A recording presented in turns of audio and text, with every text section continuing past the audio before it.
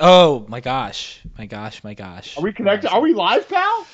We're about to be live, pal. We're pretty much live, pal. Are we live, pal? We've Okay, been live for 7 seconds, pal. Are we've been live for 7 seconds, or we will be live in 7 seconds? We're now live for 12 seconds.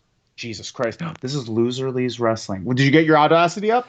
I'm still working on it. We'll ease into this. We'll ease into it. This is Loser Leaves Wrestling. Okay, very good, very good. We're on top of it. Welcome to Loser Leaves Wrestling. This is the Woos and Whats of AEW Dynamite. My name is Red Jefferson, and I'm here with. Oh, we can't do this yet. We have to. Yeah, we have to wait until Audacity's up, and nobody's here yet. No, but it's okay because one of what they're going to listen to the playback. They sure are. I know our S's and Smuzzes and Tonys and Chica Marks and who else we got? Standbys. Gilroy Pictures. What is his name? Our Brendio, our troll. I wish I could remember the guy's name from Saturday who called CM Punk 7-Eleven. Oh, Hustle something. Yeah, he was a hustler. Oh, he was hustling. And he gave us street cred in St. Louis. Oh, man. Hopefully he jumps in. Swizz is in! Swizz! Oh, man. It's so good to see you here. Thank you so much. You look good. Press record. Look good, can we press record? Yeah, let's play press record. 3, 2, 1, record. Hello, Roy. Hi. Let's say it back and forth fast. Hello, Roy. Oh. Hello, Red. Okay, perfect. So now I could match it up. And welcome to Loser Leaves Wrestling. Loser Leaves Wrestling. This is the Woos and Whats of AEW Dynamite. My name is Red Jefferson, and I'm here with Roy. Tie-dyed Hammer. Are you wearing a tie-dyed t-shirt? Yeah, I'm wearing a Bull Nakano shirt. Oh, that's great. That's a great shirt. You should feel real good about that. Sound off. I do. Sound off in the comments if you like that Bull Nakano swag. We got Smwiz in the comments. You're looking great, Smwiz. You're looking great today. I like it. Good, healthy tone to your skin. I best see no what's tonight. Great show. I have some what's. I think I have like a vague, like, I have a show-specific what, and then I have an AEW what. Don't turn to the channel, Swizz. We got some good woos in here too. But before we do that, tons of Miller woos. time.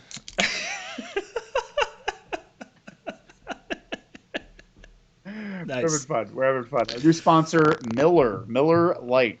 Yeah, thanks to Miller. We could do anything. I should have some water too. I haven't drank any today.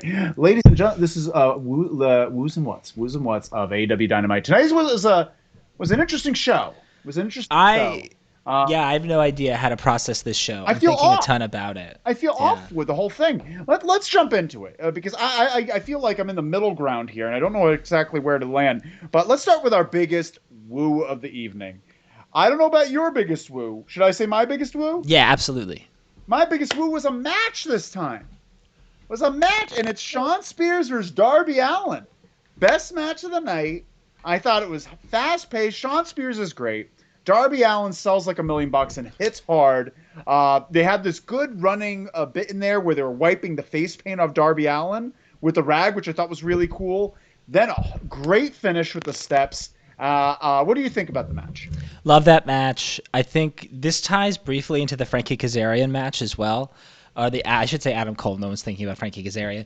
But Shawn Spears and Frankie Kazarian and Dustin Rhodes are three people that I'm going to name that are just really good professional wrestlers. Yeah. They play their roles perfectly. They make the other guy shine perfectly. Excellent. I think the face paint thing is amazing. In all the years, Sting has been my favorite wrestler or one of my favorite wrestlers since I was 8 years old. I've never seen anybody wipe the face paint before, and I love it. Let's talk about that. So yes. Darby Allin wins the match with by the way, a great finish. The steel steps, the suicide dive through the ropes through there, throws him in, coffin drop pin. Then the beatdown comes in. Then FTR comes out. They're beating him down. They're beating down Sting. And then Tully comes in with the rag and wipes his face paint off. What, like you said, never seen it before, and it was pretty exciting. What a great way to build a feud. Like, I wasn't expecting for this part to be my favorite part of the night, but the Tully wiping the face paint off was really good. Absolutely. And I think it's like we don't think of, like, face paint, wrestlers' face paint, the same way that we think of, like, a luchador's mask. But it should, in a lot of ways, be the same thing. in the Lucha Brothers like post All Out like press conference, they say that like the mask gives them superpowers. Well, I think Darby's face paint is also like his superpower. It's Sting's superpower. Yeah. They're wiping it away. They're humanizing them, and it's awesome. Cutting Samson's hair. Very good point. We got some things in here. Roy coming in hot with that shirt. You're damn right he is. Bull Nakano, great T-shirt there. And we got Joe R. Sponsors. Bring back the Budweiser Frogs or the What's Up like the Duddy Boys. I'm gotta be Bubba. I've got to be Bubba, right? Yeah, of course. You're Devon. You're Devon. I would love You're to literally be wearing tie-dye. Yeah. Hell yeah. We got some in here. S, would you pop if Flair came out to save Sting from Tully? I know that Richard is problematic, but I would pop like crazy for that. What do you think of that? Why would he save Sting? Yeah, I wonder like a setup for Sting to get hurt again. Yeah, right. That's what I was gonna say. Yeah. It's funny. This is like something that we were going to discuss later in the show, but you're going to be out of town this weekend, so we're doing a special News You Can't Lose tomorrow night after the premiere of Dark Side of the Ring, which is the plane ride from hell, which explains why Ric Flair probably hasn't been on television. Why he might not be for another month or two. Yeah. Very interesting. We got some more comments in here. Ooh, Redley697. Wrestling is fun. Very good thought. Very good point. I really like that. Swizz, keep Flair out of here. I think I'm in the same boat as Swizz, honestly. I am too. I don't need Ric Flair to save anyone. I don't think that's good for business anytime, is for him to save anyone right now. Like, he's like 72 years old. What is he, like 50s? Yeah, he's 72. He's my dad's age. Is he 72? I guess that. He's at least 72, if not 73. Okay. Well, and we don't need that. He can't help anyone. Joe says, great point in face paint being like the Lucha masks. Very cool ad. Yeah, I really enjoyed that moment. And I think that's something, it's a good way to build a feud with Sting. Great way to build a feud with Sting. S says Flair and Sting took a picture together recently. Did Flair, I saw that picture. Did Flair even show up in the picture? It's like a vampire. Plus Flair and Sting, so much connection. Yeah, but it's always Flair shitting on Sting. If Flair offered a hand to Sting and Sting accepted it, Sting is the stupidest person in the history of wrestling. He really is. I love Sting, but he is the most gullible man when it comes to the Horsemen. Never trust him. He's known for being a big dummy when it comes to trusting people. I hope Darby doesn't turn on him. I hope so too. What is your biggest woo of the night? Was that it, or was it up there? I have two woos. I have two woos that are tied for the best, and they are the Bryan Danielson Kenny Omega segment. Because you cut through the bullshit, and it was just like Kenny saying, "You want the best? I'll give you the best." And they're going to have a great match. And it's not for the title. The title has nothing to do with it, which I really like. And the other woo, my other like top woo. Well, let's talk about that one real quick. Sure. So basically, Bryan Danielson comes out and he's got a big pop. He's coming out. The new music is growing on me. I'm actually enjoying it. It's starting to grow on me a little bit too. Yeah. But before he even says a fucking word, it's interrupted by Don Callis. I like that's something that bothers me. Why can't we get? They interrupt so quickly on this show. They cram so much in. They can't let any time to spare, and it's bad time management. But he comes out, Don Callis. I don't know. I liked it though. But it was good once it got going. I just didn't like Don Callis referring to him as a mark. There's too much insider baseball tonight for me. Yeah. I was going to say one of the things that made the show feel really weird to me is it just felt like before like the show started, the locker room as a whole just got like they drank too many energy drinks and they just got too excited and they just said whatever they wanted to say all night. And there was so like, you lost the Wednesday Night Wars. Jericho talked about getting in a backstage fight with Brock Lesnar. Sam Lambert saying kicking out. Like, yeah. What are you going on? But you really enjoyed that and you're excited for this upcoming feud. Yeah. I love when bad guys who have like a mouthpiece push the mouthpiece aside, get serious and say, you want to do this, we're going to do it. I loved that. I thought the intensity was really good. I thought the crowd was really excited and really into it. And I'm excited. The match is next week. That's crazy. Yeah. And I'm glad that it's not for the title because now it makes it far more unpredictable. Even though it's even hard to predict, AEW is good at making me confused as to what's going to be happening. WWE has a formula, has a real strict formula. Yeah. It's pretty easy to see. Let's see what here. If Flair showed up, it will be with Andrade, but he's fine alone. Agreed. Don't pair him with Andrade. Did you? We'll talk about Andrade's promo. Yeah, we'll talk about that. That was good. Very good. Joe says over under on criminal or civil actions based on Flair's dark side. Better lawyer up. Where's David Otunga now? Very good point. Because in all honesty, like he has not paid for his sins. But Flair has a laundry list of sins, and I'm just like the thing is, like, I appreciate what he's done for wrestling, but he's also done terrible things for women.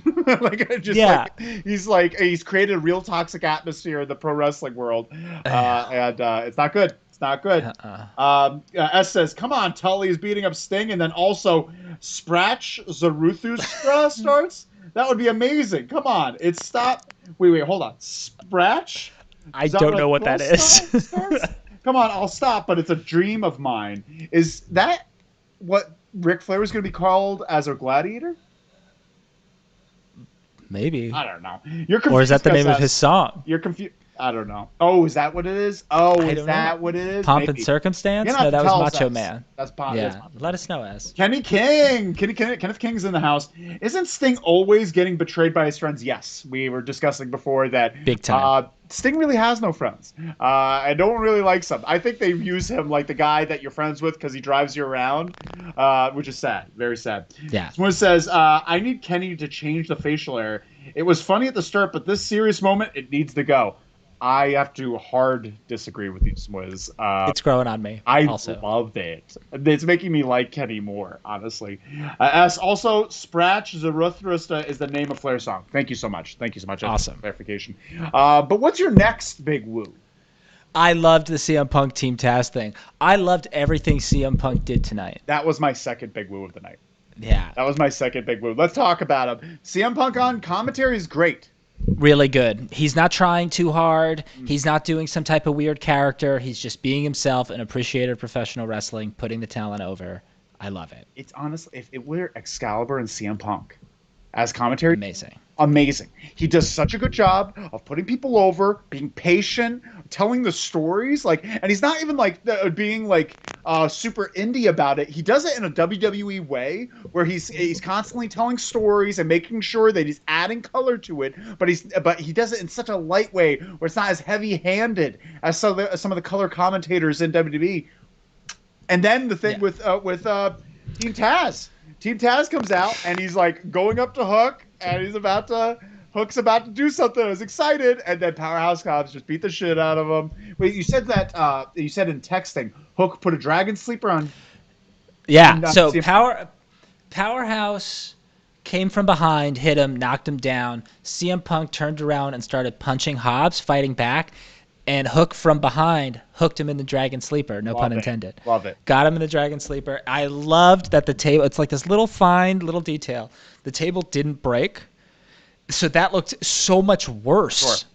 And the table just kind of fell over, and the chairs weren't moved, and Punk kind of fell onto the chairs. It was awesome. And then you heard the commentators off mic saying, "That's enough. Get out of here." I love that kind of stuff. It was silent. They let the moment breathe a little bit. It was great. Did you see fucking Hook being very ginger with those monitors? He's like, "I can't knock him over." You see someone like Randy Orton who takes the monitors and literally cracks them in half just to cost them more money, and then Hook's just like, "Oh," and by the way, those are giant monitors. Yeah. Those are computer monitors. Computer monitors. Yeah. And it's very funny that they have such a large thing.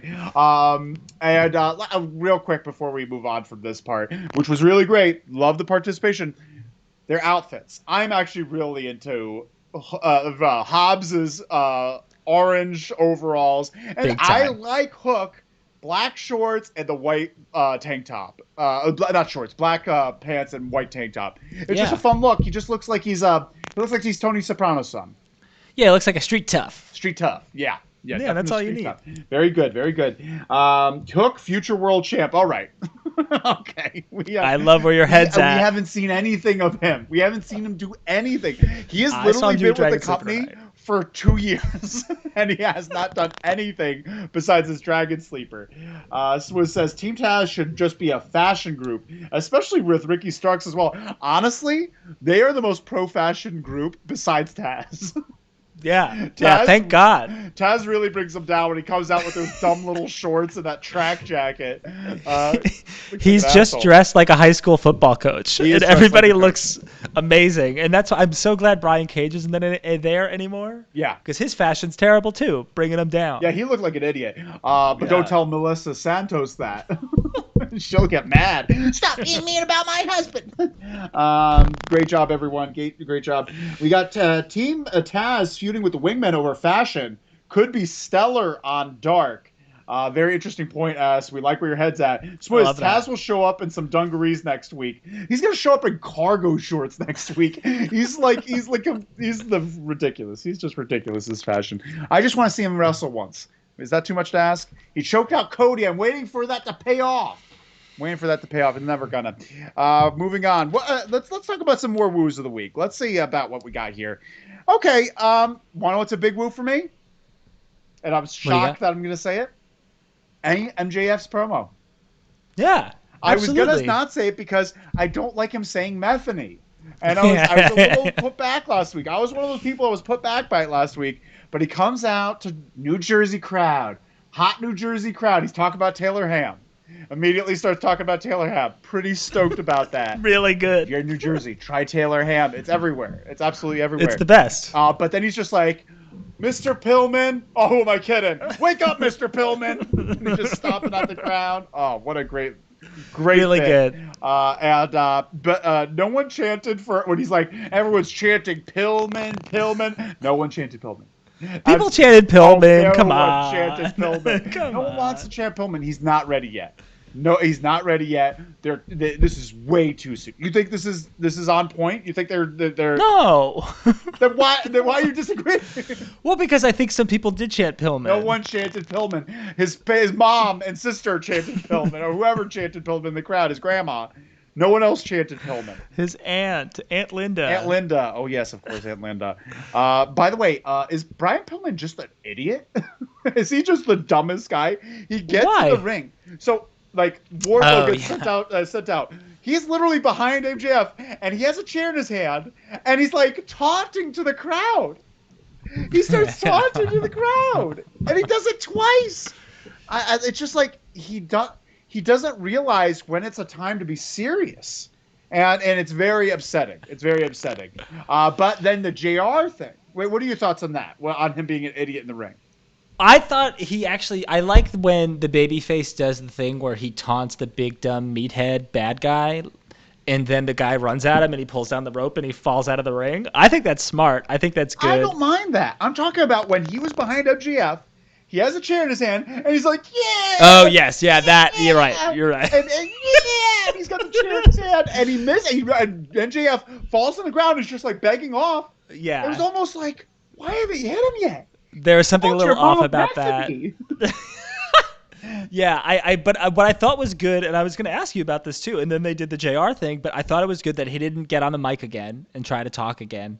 Yeah. He just went right for the chair. But then you're right. He showed off, which is really strange. Really dumb. It's just bad instincts. Not good. It's young, stupid instincts because he's been so locked on babyface. Do babyface things. But how did you feel about the JR promo later that night? JR with him in the back. JR sounded like a drunk, but I thought Pillman sounded good. I thought Pillman sounded good, too. JR, the thing that's tough about JR is that I understand JR. You're older. You've been through a lot. But, like, can't you just put on a jacket or something for these interviews? Because instead he's just like this. Like, fucking body shame. Let's stop. No. I'm just talking about, I don't care about how his body looks. He just looks like he rolled out of bed and just came to do this, like, really important interview. But Pillman really which was really powerful. Pillman really came to town. Him talking to MJF, like, we're not from the same place. We came from different. You Silver Spoon. I was raised feral. Love that. Yeah. Love that. And I think they like make that a guiding thing. You're a little bit nuts. And I think he needs to go towards that. He's going for this baby face, but you know what? You're the son of the loose cannon. Yeah. Be a little bit more dangerous. We have some things in here. Surprised he didn't bring up the baby, Swizz says. That's a good point. Honestly, I was actually hoping he's going to bring up the baby. Like, you're welcome. S, look at Red, like a PG-13 promo, liking a PG-13 promo. Wrestling pops, getting a little bit edgier. All right, S. All right, we get the snarkiness. Good point. I like rated R things, too. I've watched The Big Lebowski, and I enjoy it. I remember watching Jerry Maguire in second grade at a sleepover because we thought there were going to be boobies in it. And there weren't visible boobies, but we watched it. We fast forward through that entire movie, yes. Good point on Pillman being a dum-dum, Red. Good point. Thank you so much, S, for redemption there. Like, makes me feel better. He's too nice. He may also be from your mama's kitchen. He can't hit someone with a chair. Honestly, if they said from your mama's kitchen, make more sense for him than Red Velvet. He is very dumb and very basic little idiot. But hopefully he leans into this craziness, right? The feral thing. That's something to point to. That's something to think about. You were raised feral. I really love that line, right? Yeah, I agree. I totally agree. I thought the order of the segments were weird. Yeah. I can't decide if it was. Yeah, they were right. They were back to back. Maybe you should have done the Pillman segment first, the pre-recorded segment first, then you bring out MJF. But then if you do that, Pillman has to hit him with the chair. He can't show off. He just has to hit him with the chair. So I hope someone talked to him in the back. Just like, listen, there's a time to be boastful. There's a time to get the crowd on your side. When you came in the ring, the crowd was already behind you.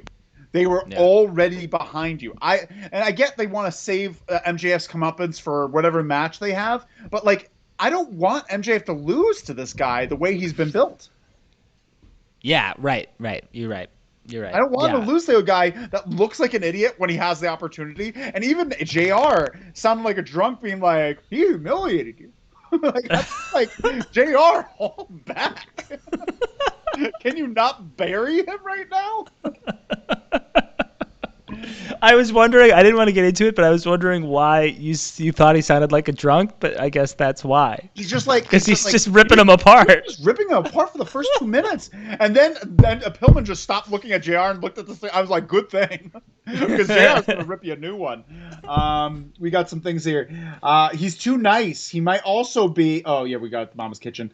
Mucho respeto to Junior, but it's time to bring him to the woodshed. JR. Sassafras, mucho respecto, Sting, mucho mano we mano. Very good callback, Joe R.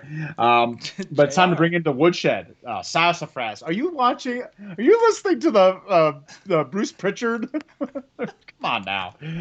S. Maybe Red Velvet's mama helped Pillman when he was growing up as a feral street kid and ruined his killer instinct. That's actually a good point. That's something to play with. I'm okay with that. Let's open this world up. Feral kid, raised in the mama's kitchen. He's not Red Velvet. He's like upside down cake, pineapple upside down cake or something. I don't know. Moving on. What's another big woo for you? What other woos you have? I thought the opening match was really good, as just like a way to establish Adam Cole as Adam Cole. We all knew it, but we needed to see him do it. Frankie Kazarian, an excellent professional wrestler. Great match. He was also Christian's first match in AEW too. They clearly trust him to kind of make sure that the new hot signing is going to have a really good first match, and they did it.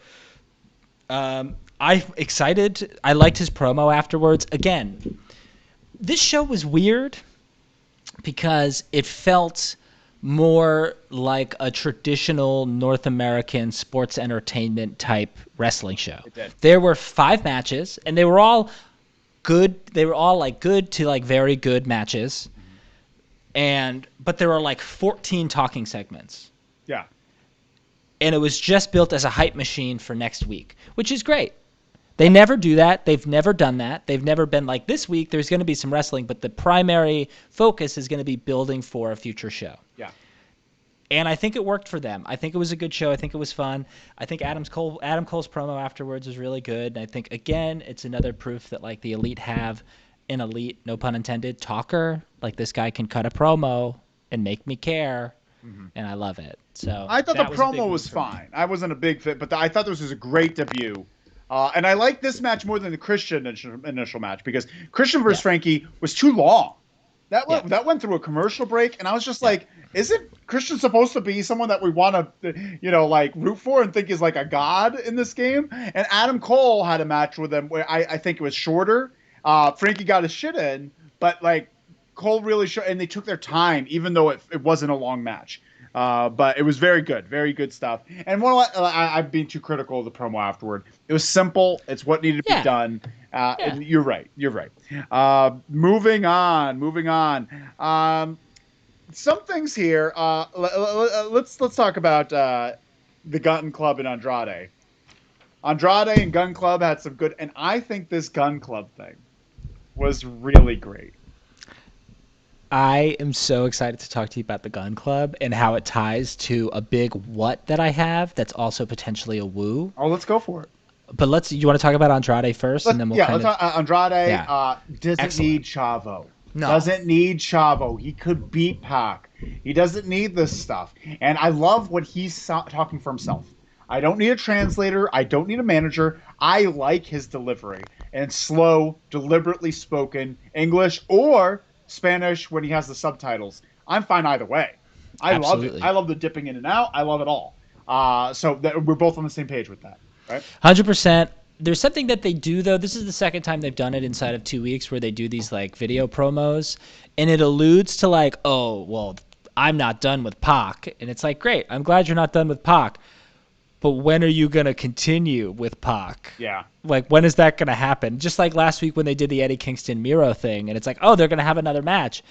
Are they, though? I don't know. Like, I'd rather, like, them do this and then say, okay, it's going to happen now. Rather than 6 months from now, it's like, by the way, do you remember? Yeah. You probably don't, but we're going to do this now. What was the point of Chavo? I feel like was that just an accident that they messed up and they're like, oh, this isn't working? I think so. That's how it feels to me. I feel like they brought in Chavo thinking that it would be this like much bigger deal, but it doesn't seem like anybody cared and I don't think anybody thought that Andrade really needed Chavo, and Chavo felt and looked uncomfortable in that role. So they were like, you know what? This isn't working. We didn't sign you to a contract. You were per appearance. So we're just going to beat the shit out of you and then send you on your way. So it seems. But I would love to see Chavo versus Andrade, and Andrade just crushes him. Let's really talk about Ric Flair real quick again. Yeah. Do you think that Chavo was just a means for Rick to come in, get literally take his place, chop someone a few times that won't be embarrassed? Like, Chavo's just someone that like could get beaten up by Ric Flair and it's not a big deal. But then they nixed it completely because of Dark Side of the Ring coming out. Because didn't Ric Flair just put out a tweet? Did you see his tweet? Yeah. Where he's just like, it was like, oh, Dark Side of the Ring. He's like, yeah, things were going so well for me. Yeah. I actually take that one step further and say it was going to be Ric Flair with Andrade in the first place. And then they heard about this Dark Side of the Ring thing and how it was going to go down. So they brought in Chavo as a replacement for Ric Flair. And then they realized that Andrade doesn't need anyone. So let's just get rid of everyone. And then if we can ever work something out with Rick, then great. But until then, I think Andrade's on his own. And he needs to be. Yeah, well, let's talk about the Guns now. The Guns had a promo tonight, and I loved it because it explained a lot. Billy is a good talker for his sons. I think Billy is doing a good job, and he basically says, oh, is this a place that rewards wins and losses? Well, me and Colton together, tag team, undefeated. Me and Austin together, tag team, undefeated. Them together, undefeated. Us as a trios, undefeated. So we're just going to take our opportunities. Love it, love it, love it. Good direction. Finally doing something with them. And honestly, I've been wanting to hate Austin Gunn for a long time. And now they're telling me I could hate him. Thank you. Thank you, thank you, thank you. What are your thoughts on it? Oh, you're doing it. Those are your thoughts? Oh, my God. Can I tell you a big what for me from this show was when earlier in the show, they announced that the Butcher and the Blade were #1 contenders for the Lucha Brothers Tag Team Championships. Hey, guys, Butcher just came back from like a 4-month injury 2 weeks ago, and they're suddenly #1 contenders? And guess what? They kind of suck. They kind of suck. Like Blade is good. Blade is a very good, he's a good hand. Butcher sucks. Well, Butcher looks great. Butcher looks like I want Butcher to be the champion. If I was just looking at him, if I was just looking at Butcher, I'd be like, I'm behind this guy. He looks like he will eat you. He looks like he eats people. But like he just he forgets what he's doing. He gets easily confused. He drops people. He's clumsy. He's only been wrestling for 2 or 3 years. Also. And he's also old, too. He started late. He's a very successful guitar player. That's not the point. Here's my point. A big what for me is the fact that, like, okay, great. Who deserves a tag team title shot right now? FTR, Santana and Ortiz. But we can't have the Lucha Brothers' first opponents be a team that high up on the card. They need to fight a jabroni tag team that they can beat easily. So suddenly, out of nowhere, this jabroni tag team is number 1 in the rankings. That's the issue, the fatal flaw with these rankings. And what made it even worse, whether they intended to do this or not, is that the Gun Club cut a promo and basically said that exact thing. Yeah. That they're like, where are we? We haven't lost yet. Well, I'm a little glad that they didn't just throw them in there, because actually I like this direction that they're going. We're undefeated, and no one's doing anything with us. Like, call attention to it. I like that. Yeah, I do too. You're right. That's a big what for the. I think they did a great job to be anywhere near the tag team title picture after not being together and also just being a mediocre shit ass tag team when they were around. But that's the thing, right? That's the one thing that I think WWE did well and has always done well. You get a new hot team that win the titles, and then they have to defend the titles and win. They can't just immediately lose, and you can't immediately have all of these higher profile tag teams losing because they're number 1 or number 2 in the rankings. Sometimes you need to fight tag teams that are there to lose, that shouldn't be in the rankings. But you need to have a reason. Oh, why are they there? Oh, well, they won 7 matches this year on Dark. Well, who gives a shit? Yeah, who gives a shit? 100%. We got some comments in here. Colton Gunn is the GOAT. Well, let's hold off on that. Let's not go crazy. As Butcher's the nicest dude in the world. Have you heard him interviewed? Total sweetheart. Let him have a title shot. Plus, he used to be on a great podcast before he was a wrestler. S. Hart's Butcher. The road to hell is paved with good intention. I'm not saying he's a bad guy. Exact same guy. You know who else is a good guy? Tony Schiavone. You want to give him a world title shot? You want to give him a good world title shot? Is that what we're going with? He's not a wrestler. Yeah, exactly. Neither is Butcher.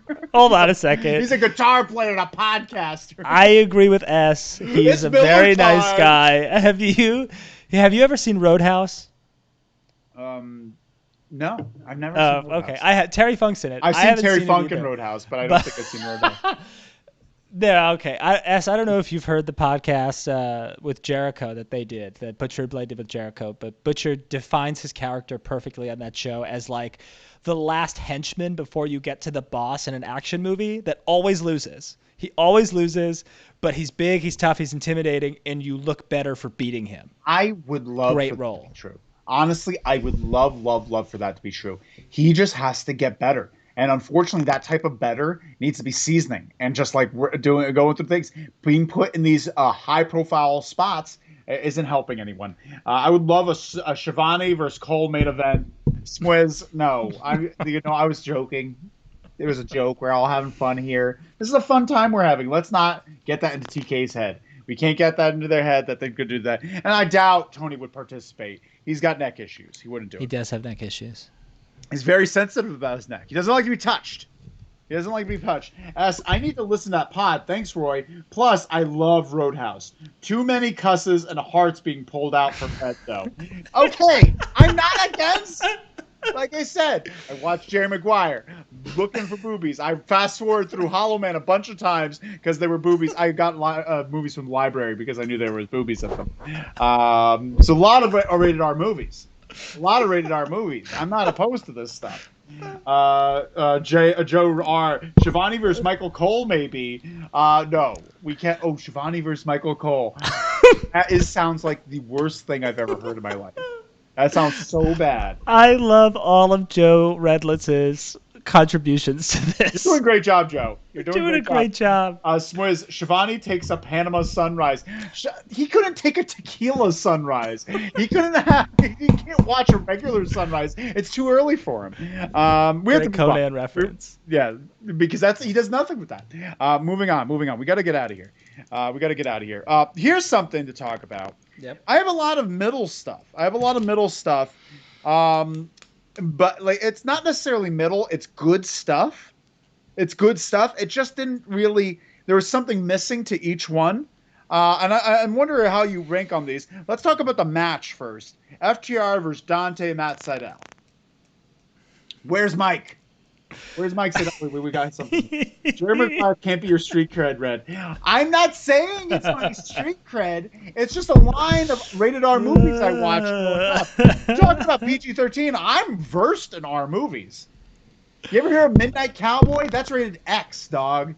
Saw that too. It is rated X. Before they changed the system, It was rated X, which was their rated R. There's no boobies in that. Just a lot of adult themes. My name's Buck, and I fuck. I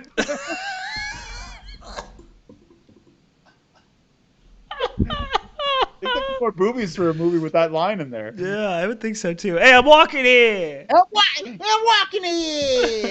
Very, very good. That, Rizzo the Rat was based off of that character. Yeah, I believe that. Yeah, based off Dustin Hoffman's character. I thought the FTR match was good. I thought it was there. Again, Dante does crazy things. Something that I like is that Dante is a good example of someone similar to Ricochet, who does a lot of big high flying, gets a lot of air on all these different spots, but then can use that air and that ability to make his opponent's finishing move look awesome. Yeah. The big rig tonight looked awesome. Like I said, AJ Styles and Jeff Hardy had a baby, and out came Dante Martin. He really is very special. Yeah. Very special. Yeah. And just maybe in a couple years' time, once he kind of figures out himself, like he's got his actions in the ring down. He just kind of has to figure out who he is. And I'm excited to see him with his brother back. This is your best episode yet, fellas. Love you all. Then spread the message, S. Let your friends know. Let your friends know about this. We lost a viewer as I said that. Yeah, I feel like very similar to the AEW show tonight. We're also completely out of control. We're out of control. Joe Rutledge says, we can't talk about it. Red's parents didn't let him watch rated R movies as a kid. That's why Jerry Maguire is his go-to. Hold on. Mom let me rent anything I wanted. Anything I wanted from that library. I just handed it to her and she rented it. And she'd be like, oh, he likes the horror genre. Little did she know, a lot of horror movies have boobies in them. And I didn't watch any of those horror movies. I rented a lot of Freddy's and Jason's. And she thought I was into horror movies. No. No, I got those. Mom didn't have those rules. Maybe for some other people that were a little before me had those rules, but not me. I'm so ready. Discreet. I'm so ready for an FTR Lucha Bros match. Hell yeah. 100%. Can't wait for that. The Miller Lights got read off the rails tonight. I got that right. They're definitely not hurting. I also loved on commentary when Punk said the next time Dante jumps, I want him to grab that Devil's Championship banner from the rafters, give it to me. Great way to put over Dante. Great way to talk about hockey and not be obnoxious about it. Great job. Yeah, 100%. Yeah, really good. He has these good little quips, and he's very versed in sports and the areas. He's very good at what he does. Fantasy films are great for boobies, too. I used to rent those as a kid. I get you, Red. I appreciate this input. We should start a separate thread for this discussion because I'd like to find out let's see if we have some cross-references. But let's not make this a boobies talk. Did anybody Titanic? Anybody? Yeah, of course. It's the second tape on the VHS. You got that right. Yeah, you're damn right it is. It's not too far into the second tape either. Nope. Not too far into the second classic tape. Classic sleepover fodder. Oh, yeah, 100%. So much so that the library tape was worn down in that section. A little known fact about the Franklin Lakes Public Library. Moving on. We got to get out at this point. Yeah. Some other middle of ground stuff. Let's talk about Dan Lambert. Yeah, let's talk about Dan Lambert. Okay, we're here. Okay. Dan Lambert and friends. Dan Lambert and all his little MMA buddies ain't Scorpio Sky and Austin Carter, whatever his name is. Austin Carter, Ethan Page. Oh man, or whatever his name is. Honestly, I'll never remember his name. He's great. And he cuts a promo again. I really like Dan Lambert. I don't like inside baseball. I don't like when he's like he says fun things and he's doing the super kick party. I'm fine with, but the minute you're saying like, oh, he jumps off the highest thing and then you get a 2 count, like that's too much for me. That hits a line where I'm just like, you're going too far into wrestling podcast mode, where you could talk about that shit on a podcast where it's like insider, but like you're ruining the illusion. That being said, Jericho's input was pretty good. Jericho came out. What did you think about it? I am okay with Dan Lambert saying the 2 count thing because we all get it. We all know it. Like there's no, especially with NXT 2.0 re-debuting and how there was literally not a single 2 count on that entire show. I think that's another thing that AEW decided to do tonight is really lean heavily into all of that other stuff. Anyway, what I think, I thought Jericho did a good job. I don't love babyface Chris Jericho at this point. He's always been a bad babyface. Yeah, he's a great heel. I don't like you guys get an allowance? What? Shut up. And then I didn't like his Attitude Era joke about like, oh, who's on top? Like, get over it. Grow up. Think of something better than that. Sure. Other than that, I thought he did a good job. Yeah, I thought he did a good job. Call him a fat face, stupid idiot. Yeah, and getting them to fat face dipshit. Yeah, I thought that was funny. And then getting the crowd to do it. Honestly, a way to use him, a way to use Jericho, him versus Scorpio Sky, him versus Ethan Carter. Ethan Page. Him versus Ethan. But that's a good use for him. Don't hold up MJF's time. MJF has things to do, has people wrestle. Don't make a WWE program that lasts 6 months with Jericho and MJF when MJF could be doing other things. Have Jericho face new guys to help them get up. MJF's already up. MJF has been there. As a matter of fact, your program with him made him less. Okay. I'm not going to fight you on that. I think his program knocked him down. Or if nothing else, made him stagnant. Made him stagnant for a year. For a year with this inner circle thing, he's been stagnant at the same level. Can I give an unpopular opinion to you, potentially? Sure. I don't know if MJF, outside of maybe Cody, has had a good program with anyone. I mean, his stuff with Jon Moxley last year was, like, fine. It was fine. The whole, like, running for president thing. Yeah, that was great. I don't know. I thought it was good. Oh, I was into it. It was good. I thought MJF up until Dinner Debonair. I liked Dinner Debonair, but everything post that, downfall. I agree. The stuff he did with Jericho was bad. I'm saying the stuff like he's been it just got worse after Dinner Debonair, and I feel like his stuff before Jericho was him on the rise. Like, I loved it. And even, like, the beginnings of Jericho, when they're just, like, have those, do you remember the two-way conversations that they have? Yeah, all that stuff's really good, too. Absolutely. Really good. And we've got some... I'm not saying he's bad, by the way. I think MJF's fantastic, but I just think he's above the storylines that they've been putting him in. Yeah.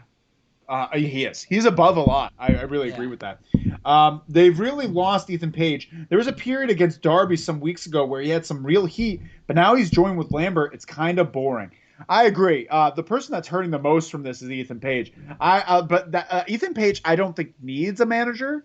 No, great talker. But Ethan Page, though, there's just not enough space for him on the show. Yeah. There's not enough space. So him being with Dan Lambert, someone who is getting a lot of heat and is making a good amount of noise, is better than being on Dark. Yeah, and it's the same thing for Scorpio Sky too. They're in the same place. Yeah. Joe says 100% on too many insider references. Tony Khan needs to learn that the majority of viewers aren't him. I agree with that. Let's talk about just a few of those insider references. Dan Lambert with the kicking out. Christian with saying Adam Cole's going to go back to developmental. Yeah, and, losing the Wednesday Night Wars. I'm not mad at the Wednesday Night Wars, but the developmental thing is a good dig. But it's also just a little bit too much. What else was there? You said... Chris Jericho talked about how he got into a backstage fight with Brock Lesnar. He talked about how he got into a backstage fight with Bill Goldberg. Yeah. Although I will say, have you ever heard the story about him getting into a fight with Brock Lesnar? Yeah, he beat the shit out of Randy Orton. Didn't realize that Randy asked him to beat him open hard way. And then Jericho's just like, I'm Jericho. I stick up for the little guy. Let me at him. And Brock Lesnar just pie-faced the shit out of him. Sticks his thumb in his ass. Jericho, Brock was taunting him, and Jericho blew him a kiss and said, what are you going to do? Go ahead, give me a kiss. I give him credit for that. Because Brock Lesnar could fucking rip his face off, and he didn't care. Same thing. I'd kiss him. I want to blow him a kiss. I'd go right up to him and kiss him. That's what I would do. MJF is only 25. He needs more time to marinate. The Jericho stuff is going to help him long term. He isn't ready for top of the card stuff. That's interesting. Interesting as I'm not mad at you for this. This is your opinion, and I respect it. But I think he is. I think he's a better wrestler than some of the people that have faced at the top. I don't think he's as good. I think Kenny Omega's better. I think Hangman Page is better and such. But I think MJF is pretty great. Fans are smart these days. I think most folks get the references. I'm not saying they don't get the references. I'm just saying let's not confuse what we're doing here. Wrestling is designed to make you think that it's real. Right. And let's keep that illusion. Nobody in a movie besides Deadpool is saying wink wink it's a movie. I don't like that. I don't like that, right? Yeah, I don't need it. Deadpool gets away with it because it's one off. I haven't seen Deadpool. It's pretty good. Yeah, I hear good things. Isn't that R-rated? I've seen it. There we go. 2 R-rated movies back to back. I've seen both. Joe says, disagree with MJF not being ready. He's one of the best heels on the mic, period. Also in the ring. WWE wishes they had someone like him. He is 100% more effective than Miz. Honestly, though, I agree with you on that sentiment. WWE wouldn't know what to do with him. Yeah, it would be terrible. They would try to script him, and it would just be awful. He wouldn't be able to do it. Swizz, give me a little kiss, Brock. That's what Jericho said to Brock. Kiss, give me a little kiss. Real people, legendary. Real legendary people give the kiss. They don't say give me a kiss. That's putting the ownership on them. You give the kiss and you want to kiss so bad.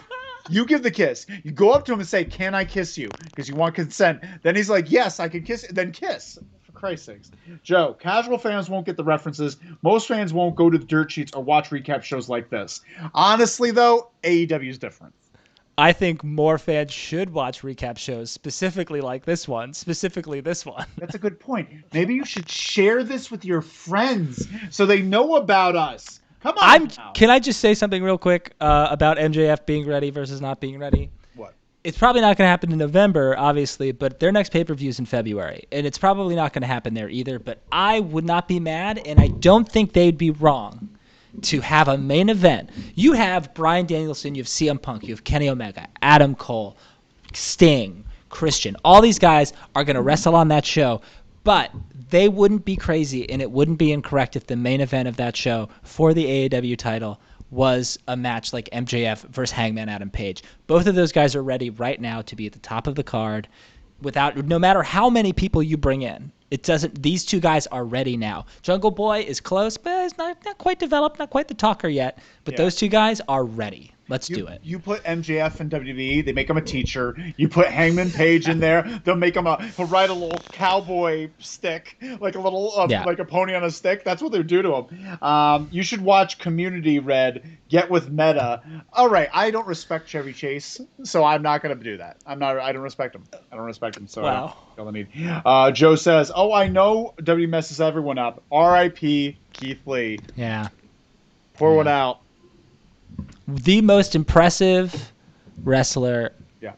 When we saw him live the first time in Texas, it's so impressive, so big, such big presence, and now he's just. Yeah, I don't know if our fans know this, but we're friends with Keith Lee. I don't know about that. Facebook friends with Keith Lee. We're Facebook friends. I slapped his back a few times. He gave me a thumbs up. I was in a movie with him. Yeah, went to a comedy show. You ever hear Trolls? He went to a comedy show that we did. Don't look it up. You went to a comedy show that we did? Yeah. So Keith Lee and us, he knows us. One day, as a special bonus, if we ever have a Patreon, maybe you'll see a special clip of Red getting super kicked by a special someone. Oh, you want to see me get kicked by a special someone? Maybe we should. That should be safe for Patreon. That's I got a super Patreon kicked by a certain WWE superstar that likes the squirt gun. Such a nice guy. Likes the drip stick. Let's move on. I feel like Adam Page can return and leave the Dark Order nerds, then get the title. I don't want to see the title anywhere near Red's little baby Evil Uno, that little spooky pervert. Okay. Whoa. Leave Evil Uno out of this. We're going to get to him in a second. But, like, Evil Uno is great. He's not a baby. He's not a baby at all. And he's not my special little pervert, like you alluded to. He's great. And I think Hangman Page with the Dark Order, I think this is leading up. Let's talk about that. Okay. The Dark Order segment with the struggles in the Dark Order, Evil Uno's kind of trying to take control or feeling like he needs to grab control because they're falling apart. What's his name? Not John Silver. Alex Reynolds. Alex Reynolds confronts him. Anna Jay was talking. She feels like she was interrupted. Ty Conte and her just walk off. There's this disagreement. Is it Hangman Page that's going to bring them all together? I don't know. I would think so. I would think it has to be, yeah. Right? I guess. I thought it was very funny in that segment that John Silver was flexing. Yeah. And Ty Conti looked at him and was like, what are you doing? Wait. Nice little comedic move. I'm excited with the Dark Order stuff. That's in my whiz right now because I know there's something to it. I'm just worried that this is going to go on for a little bit too long and then they're just going to drop it. Yeah. I will say also, related but unrelated, big woo for me is the, I know everyone's got a vlog these days, but Evil Uno's vlog, very good. Yeah. No storylines, just him hanging out, having a good time. God bless Evil Uno. Yeah. That spooky little pervert. Swizz, I can't take it. Joe Redlitz, Drip Drip versus Red is a classic. It sure is. Thank you so much. It is pretty special. You can find it in certain places, but save it for that Patreon one day. We'll make those big bucks. The Dark Order drama hurts my feelings. Same. It honestly does hurt. Like, honestly, seeing them disagree with each other is a problem, right? Yeah. Did S intentionally say dark odor? Like smelly dark odor? Actually, that's interesting. Or is it Dark Order? Is it one or the other? Well, he spelled odor wrong, so I'm I'm sure it's order. S, yeah. I'm hoping you're spelling order wrong. We love you, S, whoever you are. Swizz, your little special pervert baby is great in the ring. I don't like this drama between him and Alex Reynolds. I'll agree. It's making me uncomfortable because I don't like to see them fight because they're friends. They all love each other and they're all friends. But I think that's what's important because when Hangman Page comes back, and actually this is pretty perfect. It's a really perfect way to because Hangman Page had to leave out of nowhere because of he was having a baby, and he was gonna have a big match against Kenny Omega, and he was probably gonna win the title, and he needed to go away for a period of time. Then the Dark Order having this issue, this internal turmoil that's causing us to be like feel sad that the Dark Order is going through this, and for Hangman Page to then come back, fix the Dark Order. So he's immediately coming back, getting shit done that makes us love him, and then go after what is his. That's pretty great. So yeah, I agree. What a way to come back. Yeah, very good. Spelled wrong, Dark Order. Thank you so much. We were worried it was Dark Order. I like the feel-good Dark Order. I hope that Red's theory happens, and I think it will. I think it could start happening as soon as next week, potentially. Yeah. I have one more thing for you. Tell me what you think about this. Jade Cargill versus Layla Hirsch. Yeah. It was good. Yeah. It was good. A couple of things that I liked about it, and I love that AEW does this when they do it, is that they give you context. They do. When they do. I love when AEW do. I love when they give you a little context.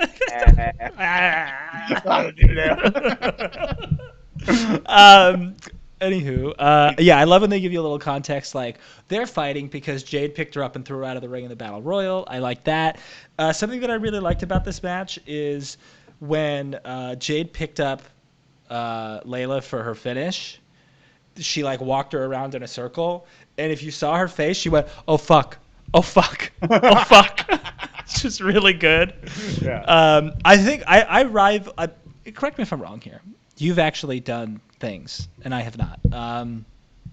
When you have someone like Jade Cargill, who's as tall and as strong as she is, and you're wrestling someone who's smaller, and you haven't had a lot of matches, and you're inexperienced, you just feel it just takes time for you to get used to moving fluidly in the ring and like move it. You could see that she's still figuring it out a little bit in this match. Yeah, Jade. And there's nothing wrong with that at all. Because I also think Layla's figuring it out too. But Layla is smaller, so she isn't as exposed. Yeah. But I still thought it was a good match. They kept it together. Yeah, no, they did. They did. I feel like there were some moments, like I felt it should have been longer, honestly. Like I like this matchup. I like Layla Hirsch a lot. I like the size difference. I like Layla Hirsch's style. I like Jade Cargill's style. But Jade Cargill needs a little bit more babysitting, needs a little bit more nurturing.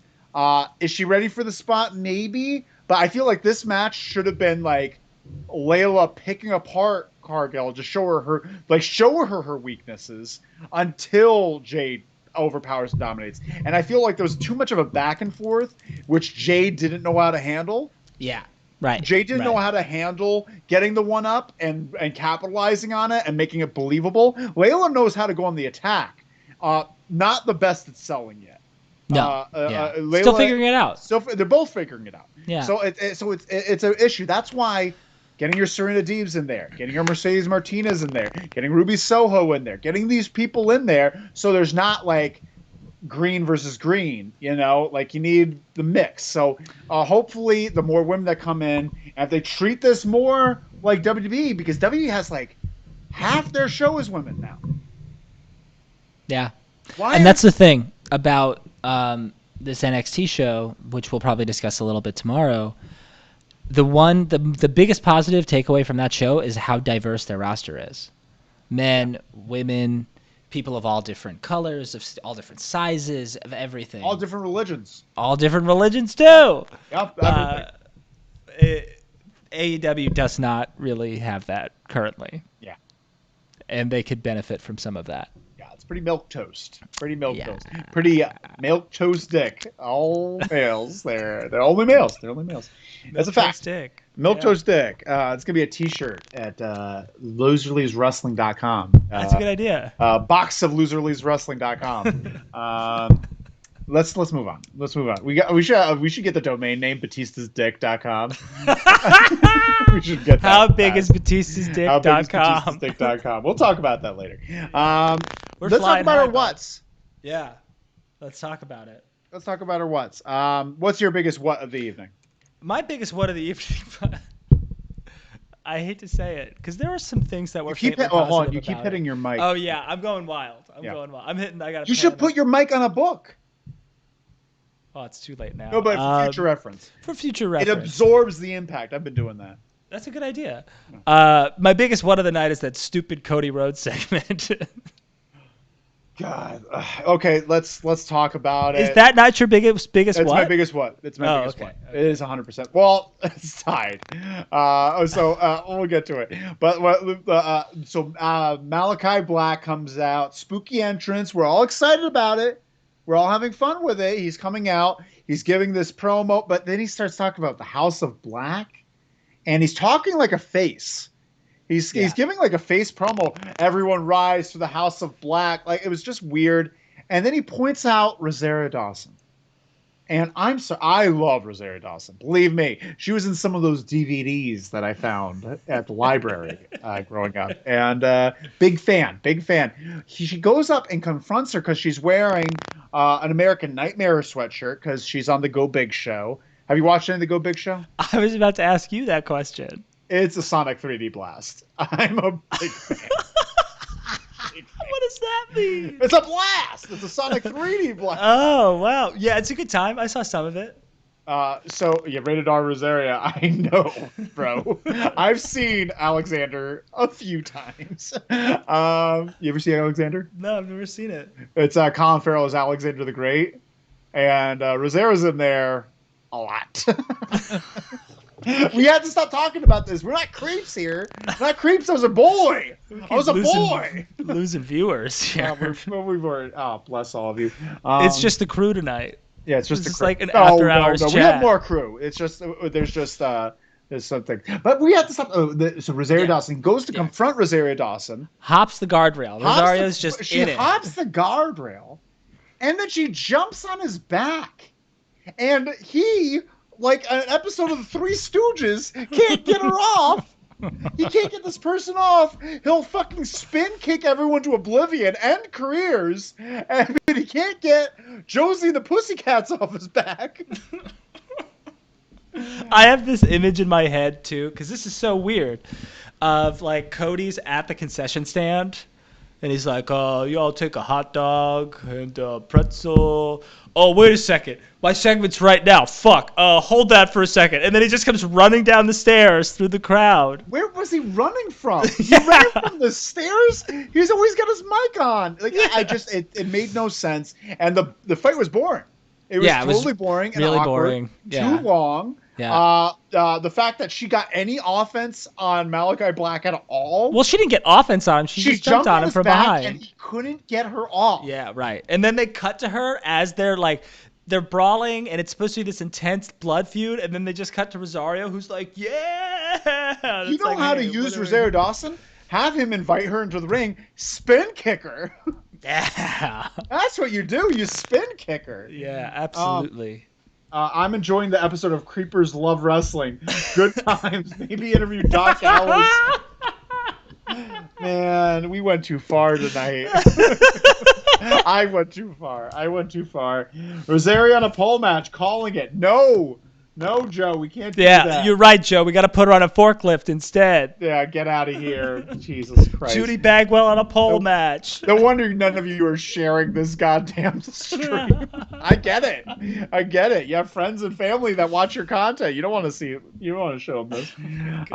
That excellent job. And I also didn't like that, like, Aleister Black had on a suit and this like cloak with a hood thing. It looked very clunky. It looked like he was hiding something under it, and I kept waiting for him.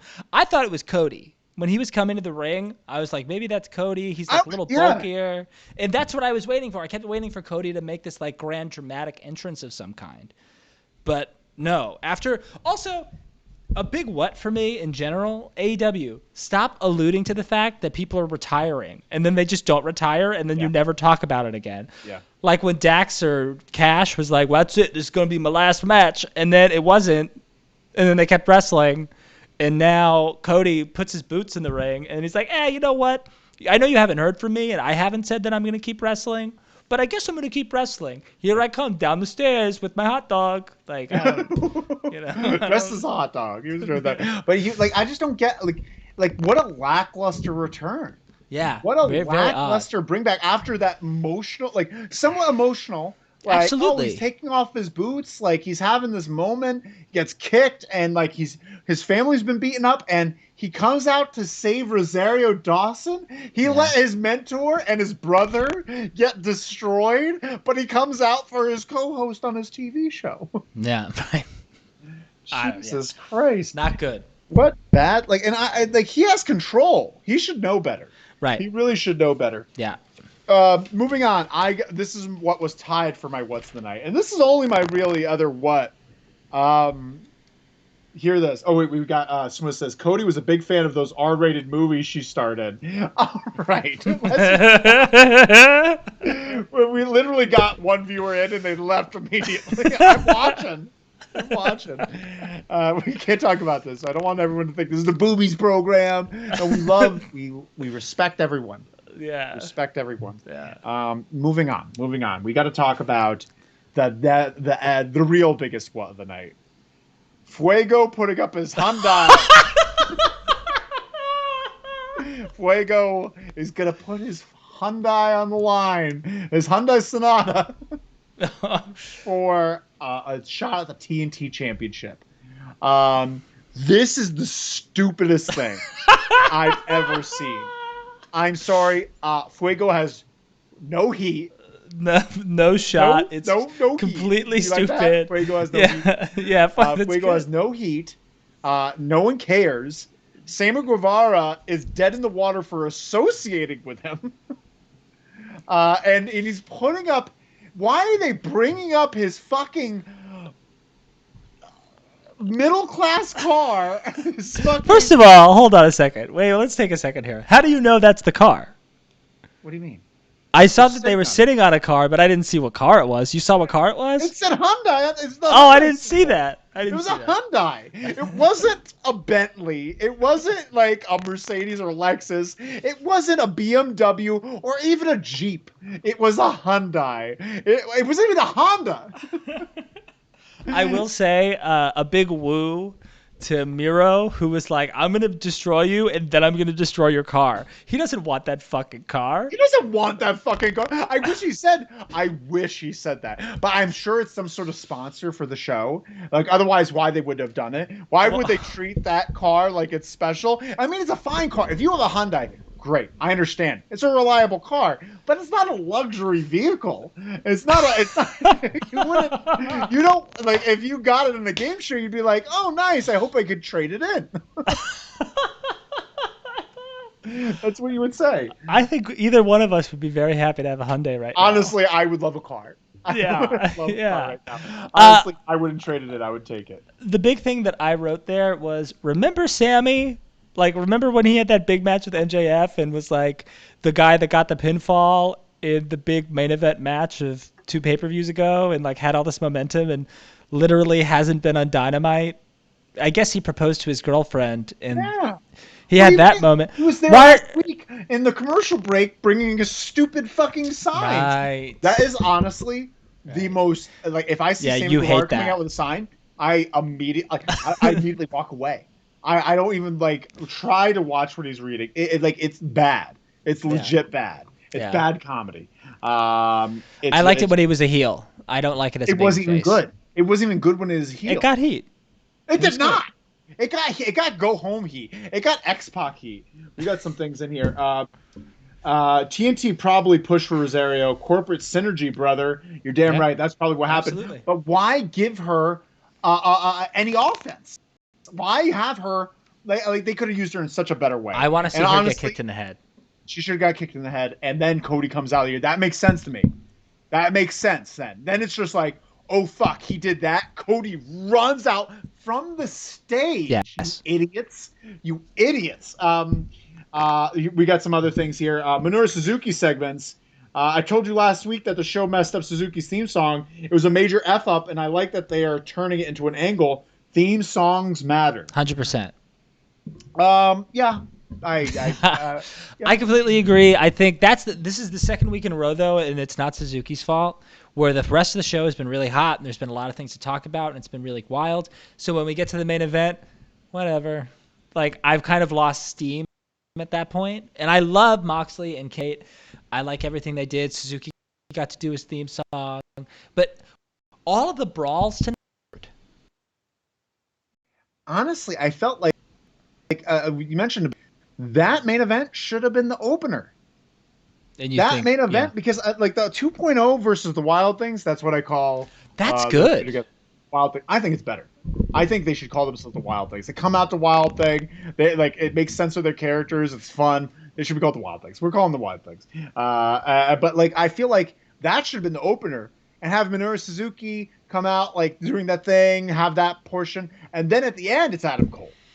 Adam Cole should have been the end, because like that's what we were waiting for. It felt very like, and I know what you said. I think someone said it earlier that this was a whatless show, but like it's more the fact that it felt all downhill from the beginning. Like the beginning was the most important-ish part that I was looking forward to. See Adam Cole go. Yeah, sure, but they've started doing this thing, which I appreciate, I guess. Before the main event, but now they've pushed it up, so it's no longer means that in the second hour there was the Darby show, which was good and exciting. Yeah, and then the Daniel Bryan after that, and then the main event. But that's the thing again, right? You've built up such momentum with those. The main event needs to be huge, but the main really serve that much. These last two, like 30 in my opinion. but at least in the main event it was. I don't know the arena that they're this so the space the normal, and I think the wrestler had to adjust to that. The fighting felt awkward because I think there was one point where Lance fall against the guardrail, but he was like 4 feet away from the guardrail to the guardrail. Oh, hold 1 second. Against the guardrail, but he was like 4 feet away from the guardrail to the. You're getting a little choppy. Hold 1 second. Oh, I'm going to down. But he was like 4 feet away from. What's happening now? Because it was toward the end of the show. I agree with what you're saying. Like they configured the ring weird. I noticed that when the suicide dives a few times, they were backing up too. They kept going and they got scared. Yeah. But like that was pretty fun. But yeah, Suzuki, I just feel all that felt like an afterthought to me. It just didn't feel like a main event. Yeah. Like that. One thing I did mention that is that JR keeps talking about.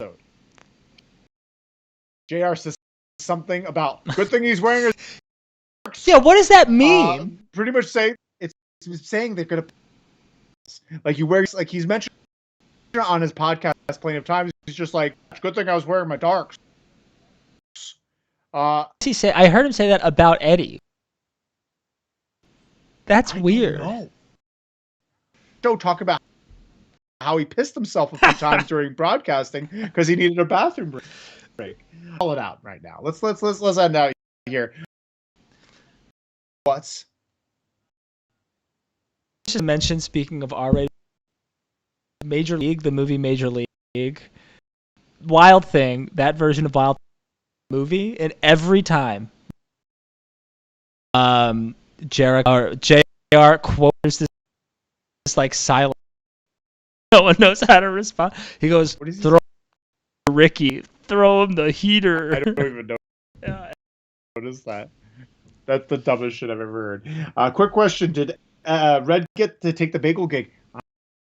And I start in about a month. Agency taking money directly from my bank account, and I have no money left. So this job cannot start sooner. I won't let me. So starting the Patreon, baby. Starting the Patreon. Come on. I'll give it all for $5. He's wrestling. Lose or lose wrestling. This is the who's and what's of AEW Dynamite. Let them know this is what you do. But some people don't like to tell their friends. But we should own it. We should probably own it. Thank you so much, Mike. And what are you going to say? I was going to say we're going to be back tomorrow. Tomorrow for a very special News You Can't Lose. We're going to do it right out. Yeah. Pacific. Okay. Be on at 7 o'clock Pacific. PM Eastern, 9 Eastern, 8 Central, 7 Pacific. And we're going to be on News You Can't Lose. For Big E winning the title. I am not going to be here on Saturday. Deal. But yeah. We can't tell the spoiler in the title because it's big news. It's big news. But thank you all so much. Follow us on all the things. Let me know what you saw today. I'm trying to get my bestie to watch. Oh, please. I promise this is goddamn best. We'll be on our best. We won't say a thing about God. I swear to God. I swear to God I won't. Thank you all so much. This lose. Next week. We got next Wednesday, we got the OG crew, the OG Moa Jazzwalls here to talk about next week. Thank you all so much for watching.